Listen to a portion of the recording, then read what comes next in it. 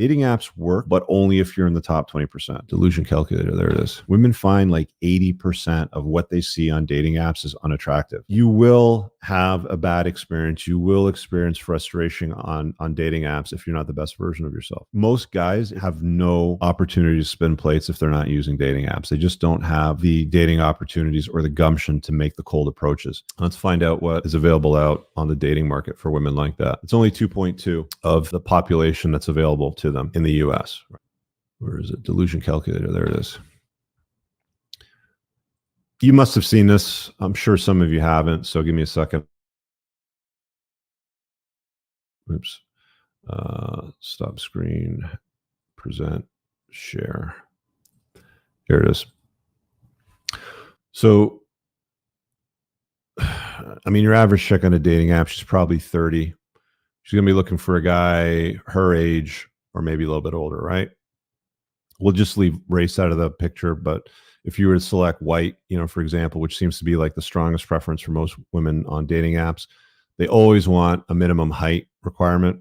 Some women will say it's 6'2". Let's just go 6 foot, and we're going to exclude obese because we know women don't like that. The average minimum income in the States is about $40,000. It starts here at 80, but I'm going to go to 6 figures. I'm going to go right to 100. Let's find out what is available out on the dating market for women like that.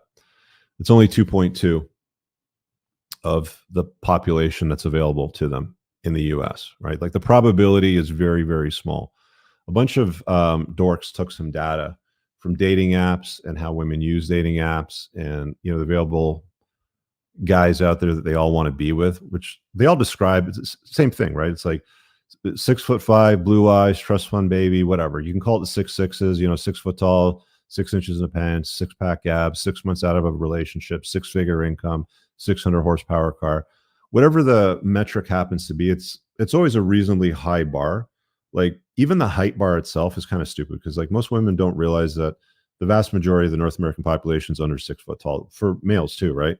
I think it's something like 15% are over 6 foot and something like less than 8% are over 6'2". And you'll see a lot of women on dating apps that'll say, get on this ride or must be at least 6'2" to date me. It's like you're basically eliminating 98% of the male population, with that restriction. So you will have a bad experience. You will experience frustration on dating apps if you're not the best version of yourself. If you haven't done the work on yourself, you can stay plugged into life's comforting lies. You can stay plugged into just be a nice guy, pay for the premium uploads, buy the diamond package, the gold package, buy the boost, whatever it happens to be. You can stay subscribed to all those lies and you can continue to get frustrating results.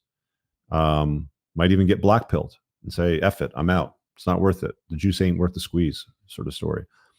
Or you can take a good, strong look at yourself in the mirror and be like, all right, I got some work to do. I got some weight to lose. Style's not on point. I'm holding on to scraps here. I'm losing my hair. I got to do something about that. Not making enough money. My photography sucks. Like my dudes, if you go to a place like Airbnb Experiences or Craigslist or Facebook Marketplace and find a student photographer, I've seen so many guys now. A few of the guys in the last month or so in the School of Unplugging, so that's that community that I built a few months ago, have posted some before and some after photographs, or I've done some updates. And it's like, you go and hire a photographer for a couple $100, a student photographer. All they need is a nice camera with some good glass and have some ambition and know how to shoot photographs. You just bring a couple of changes of clothes, so you have some different outfits on that shoot, and then just tell them, where do you want me? Like they should know lighting, they should know background, they should know post editing and all that stuff. And you shouldn't be doing these photographs just to use them for dating apps, just to get the girls sort of thing. My recommendation is to use them for social media first. Use them for professional accounts, LinkedIn, headshots if you need them for anything. But they're also useful for dating apps, for being honest, because most guys just have crappy pictures. So being on the top shelf, my dudes, is where it needs to be. Liberty here says spin plates and stay off the apps.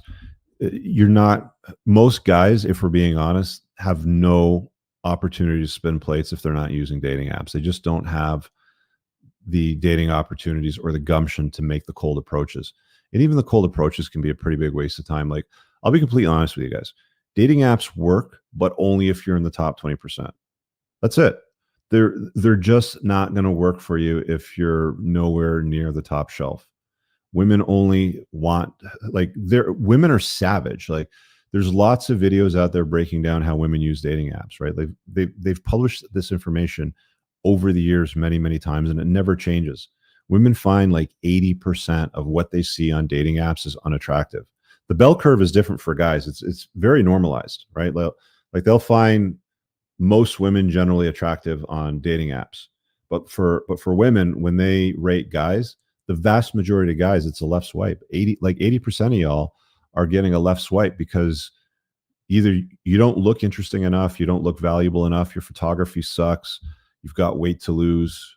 It's usually some combination of bad photography, and the bio doesn't really matter, but it's usually some combination of bad photography and a terrible way that you're holding yourself out to the public. Sloppy bathroom selfies, right? They just don't work. All right, guys, I really hope that you enjoyed that clip. If you want to check out the full-length podcast episode, you can find that right over here. Also, make sure you visit my website over here where you'll find my supplements, the opportunity to book me privately one-on-one for coaching, and most importantly, my new School of Unplugging, which you'll find on the Courses tab. Newer to the channel? Hit subscribe.